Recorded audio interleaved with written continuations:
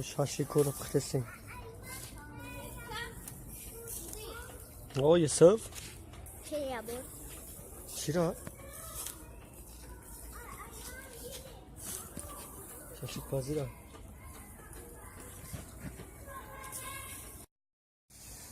نه چه بود رو میگم؟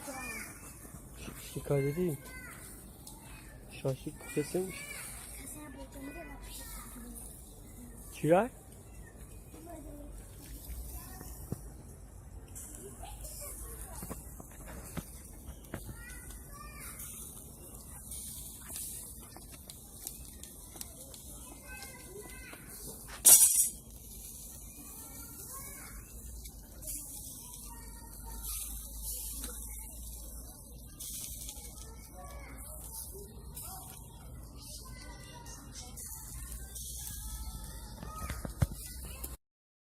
سلام علیکم برادران. ما گفتیم که گوشتبران روز تیار میشه. الان گوشتبران ما تیار شد. اینجوری فقط خمسه که دیدین درونش تا چی ما پرتفتیم همش. این گوشتبران تیار. برادران بیاین یا جویا اینا همه کسا یک تا میخوریم. توکلتون به خدا برادران. اشتیای تام آمده. روانش بگیر.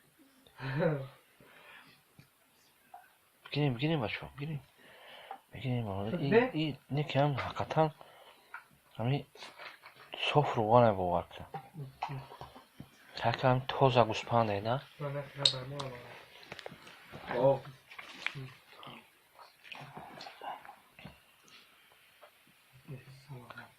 با مزار داشت. نه بودیم میتونم جا خانگیت نبیتیم.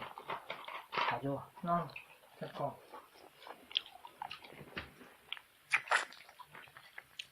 همون تکام خود بیام یا کورک نمیتونم. ساگوف ها؟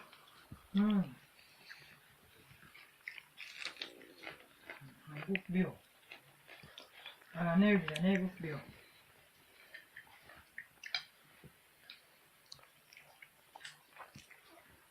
اون خوله بچه نرفت.